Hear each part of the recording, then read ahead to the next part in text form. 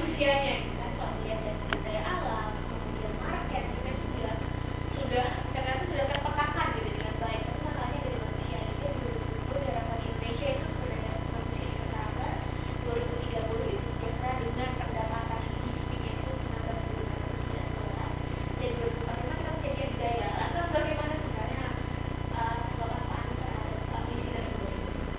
Nomor satu, mari kita ubah namanya. Jangan kita sebut sumber daya manusia. Karena begitu kita menempatkan sebagai sumber daya manusia, kita menempatkan manusia sebagai faktor produksi. Jadi yang kita harus tingkatkan adalah kualitas manusia Indonesia. Ya, kualitas manusia Indonesia. Saya setuju kunci kemajuan ada pada manusia. Dan tujuan pembangunan adalah untuk manusia Indonesia. Jadi, mari kita fokus pada manusia. Kenapa selama ini kok concernnya pada pendidikan? Bukan ahli pendidikan.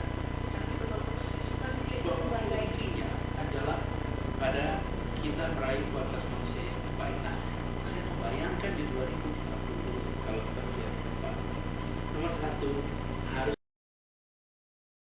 karakter utama yang harus dimunculkan sekarang ini adalah orang-orang yang berintegritas. Dunia bergerak ke arah praktek penuh integritas. Ini nomor satu. Jadi luar biasa penting bagi kita untuk menjalankan integritas. Kedua, itu kompetensi. Dan kompetensi yang kita miliki adalah kompetensi yang kita bisa menjadi jagoan, bukan domestik tapi global.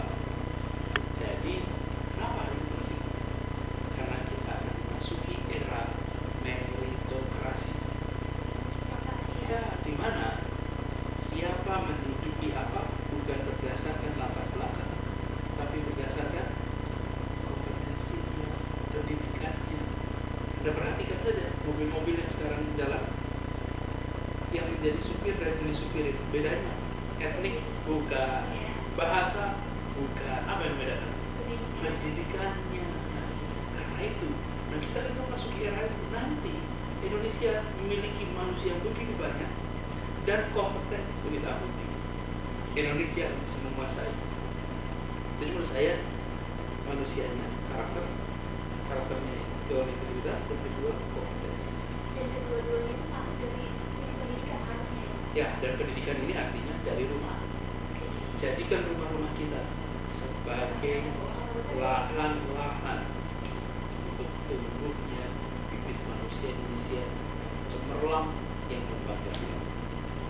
Nah, terkait itu kan nanti ada ahli generasi ke sekarang misalnya kalau kami menganggapnya sebagai orang tua atau apa, tapi nanti ketika zaman itu datang kan ada ahli generasi ke kami. Nah, bagaimana tanggapan Pak Anies terhadap kontribusi pemuda, terutama pemuda di zaman kita nih, zaman kita sekarang, terhadap kesiapan kita untuk mengambil estafet masa ini? Ya, anak-anak muda amat siap dan begitu banyak stok anak-anak muda yang baik, berprestasi, berkarakter, banyak sekali. Hanya saja kita sering melihat orang-orang muda yang bermasalah. Karena itulah yang diekspos media massa. Anak-anak hebat, mereka stoknya amat banyak. Saya sangat optimis. Dan menurut saya anak-anak ini bukan hanya siap untuk menerima tongkat estafet, mereka akan melampaui prestasi generasi ini. Pasti mereka akan membuat Indonesia jauh lebih baik.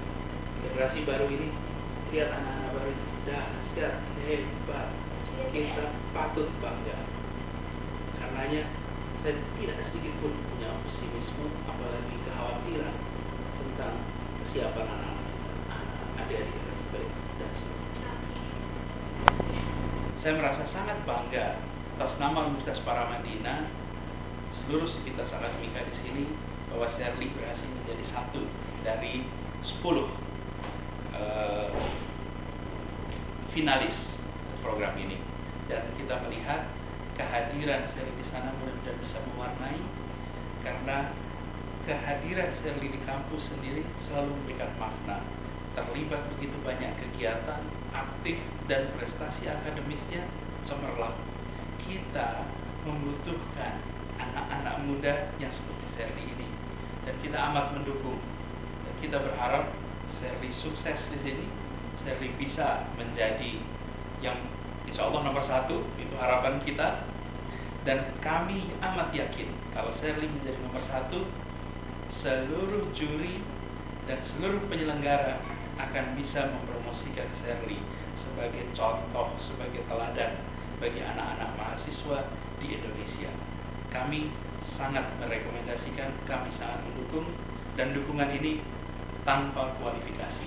Insya Allah sukses selalu menemani Shirley. Terima kasih.